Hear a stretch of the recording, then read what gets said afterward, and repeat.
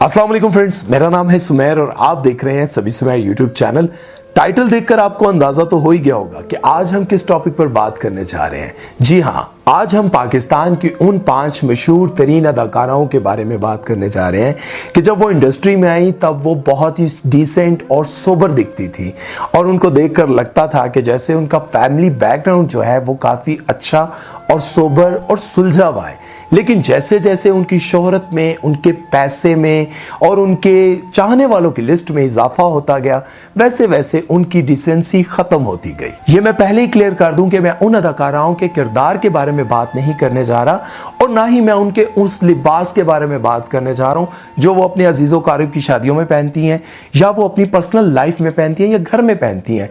उससे मुझे कोई लेना देना नहीं है, बल्कि मैं उनके उस लिबास के बारे में बात करने जा रहा हूं जो वो उन प्रोजेक्ट्स में पहनती हैं जो खास तौर पर पब्लिक के लिए बनते हैं, जैसे कि म्यूजिक वीडियोस, फोटोशूट्स, फिल्म, ड्रामे और अवार्ड शोज वगैरह। और कुछ का ताल्लुक तो बाज़ारे हुस्न से है, हम उनके बारे में तो बात ही नहीं कर रहे।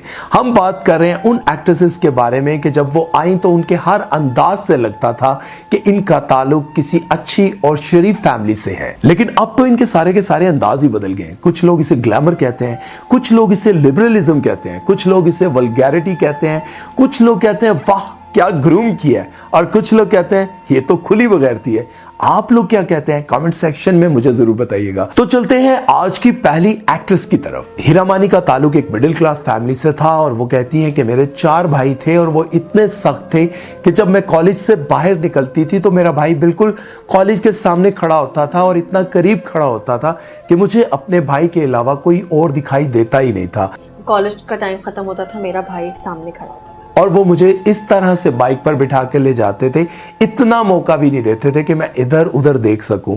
हमारे घर का माहौल इतना सख्त था। वो ये भी बताती हैं कि मेरे भाई कहते थे कि हम मोहल्ले में रहते हैं और लोगों की नजरें तुम पर पड़ती हैं तो हमें अच्छा नहीं लगता, जब कभी तुम बाहर निकला करो तो चादर ओढ़ लिया करो। तो मेरे भाई कहते थे हीरा हम ऐसे एरिया में रहते हैं, तुम ना जरा चादर लेके नीचे। वो ये भी कहती हैं कि मेरे अंदर शुरू से एक एक्ट्रेस और एक हीरोइन बसती थी, लेकिन घर की सख्तियों की वजह से मैं अपना ये टैलेंट कभी भी बाहर नहीं ला सकती थी।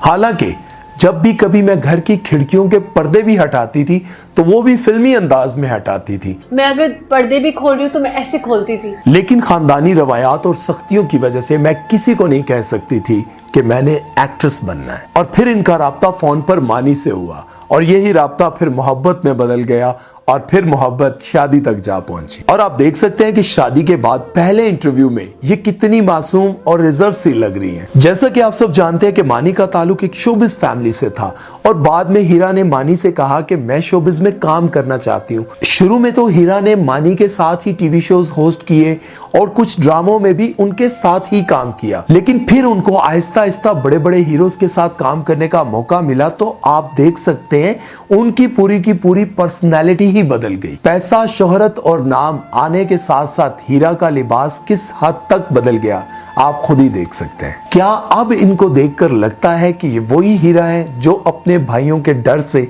चादर ओढ़ा करती थी? नेक्स्ट है सबूर अली। सबूर अली बताती हैं कि जब हम लाहौर में रहते थे तो मेरे अब्बा ने दूसरी शादी कर ली और मेरी अम्मा गुस्से में आकर हम तीनों बच्चों को लेकर कराची आ गई और उन्होंने ये बात तय कर ली कि हम एक नई जिंदगी की शुरुआत करेंगे बिना किसी की मदद के। सबूर बताती है कि हम बेआसरा थे। मैं 15 साल की थी और सज्जल 16 साल की थी। चूंकि हमारे पास कोई डिग्री तो थी नहीं कि हमें अच्छी जॉब मिल सकती, तो हमने मार्केटिंग की एक्टिविटीज में काम करना शुरू किया। तो वहां से हमें पता चला कि हुमायूं सईद की प्रोडक्शन में ऑडिशन हो रहे हैं, तो गुड लक समझें या बदकिस्मती इनकी समझें कि वहां इनकी सिलेक्शन हो गई। तो तब इनको पहला ड्रामा मिला महमूदाबाद की मलकाएं। क्योंकि उस वक्त ये नई नई आई थी तो काफी ड्रामास में इनकी ड्रेसिंग काफी डिसेंट थी, आप देख सकते हैं। लेकिन सबूर अपनी ग्रूमिंग करते करते वक्त के साथ साथ कुछ ज्यादा ही आगे निकल गई। जैसा कि आप जानते हैं कि रिसेंटली फितरत ड्रामे में इन्होंने बोल्डनेस के सारे रिकॉर्ड तोड़ दिए। ये कैरेक्टर ऐसा था जो सिर्फ वही एक्ट्रेस कर सकती है जिसे अपनी बॉडी एक्सपोज करने में कोई मसला ना हो। सबा कमर एक गरीब घराने से थी और वो कहती हैं कि मेरा ताल्लुक एक सैयद फैमिली से है। एक तो सैयद फैमिली से थी, इजाजत तो सवाल ही नहीं पैदा होता। खानदान से क्यों बाहर निकलवा रहे हैं? आपको पता ही है सईद फैमिली के जो मसले होते हैं।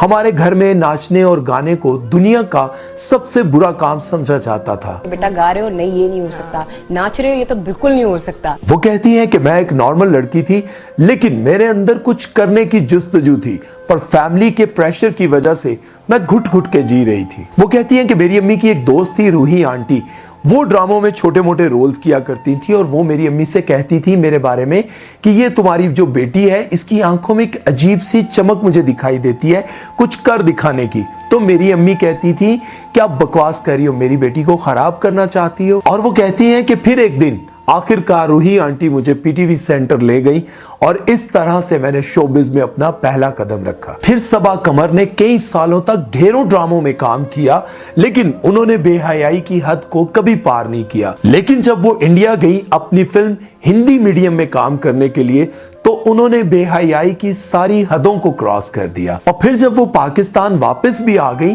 तो वो यही समझती रही कि शायद वो इंडिया में है या फिर अमेरिका में। और फिर उन्होंने उसके बाद धड़ाधड़ ऐसे कमर्शियल्स में काम किया, ऐसे फोटो शूट्स करवाए और इस तरह के आइटम सॉन्ग्स किए कि जिसमें उन्होंने अपनी पूरी की पूरी बॉडी को एक्सपोज किया। और आज भी आप देख सकते हैं कि सबा कमर पाकिस्तान की बोल्ड तरीन अदाकारा है। क्या अब इनको देखकर लगता है कि ये वही सबा कमर हैं जिनके घर में नाच गाने को दुनिया का सबसे घटिया काम समझा जाता था? नेक्स्ट है माया अली। माया अली बताती हैं कि मेरे अब्बा बहुत सख्त थे, जैसे कि हिटलर हो, और वो ये भी बताती हैं कि मेरा दादका बहुत पर्देदार है। बहुत strict. Father used to be like a Hitler. दाद का मेरा बिल्कुल पर्दा साइड था। वो कहती हैं कि मैं इंटर्नशिप कर रही थी और उस दौरान मुझे एक ड्रामे में छोटा सा रोल मिला, तो मैंने सोचा कि अब्बा कौन सा ड्रामे देखते हैं या फिर अब्बा को किसने बताना है, तो मैंने चुप करके उस ड्रामे में वो रोल कर लिया। लेकिन इत्तेफाक से अब्बा ने वही ड्रामा देख लिया और अब्बा ने मुझसे कहा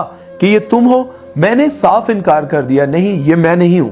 लेकिन अब्बा ने कहा ये तुम ही हो, अब इस घर में या तुम रहोगी या फिर तुम्हारा ये काम।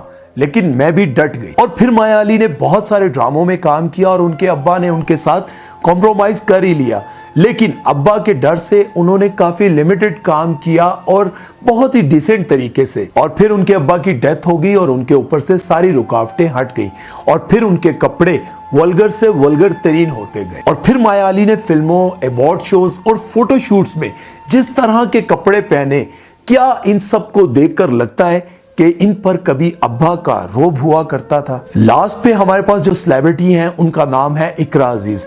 इकरा अजीज बताती हैं कि मेरा ताल्लुक एक मिडिल क्लास फैमिली से है और मेरे वालिद बचपन में ही इंतकाल कर गए थे और मेरी वालदा के पास कोई डिग्री नहीं थी, कोई इतनी ज़्यादा अच्छी एजुकेशन नहीं थी कि वो एक अच्छी जॉब करके हमें पाल पोस सकती, और ना ही हमारी फैमिली में हमें कोई सहारा देने वाला था।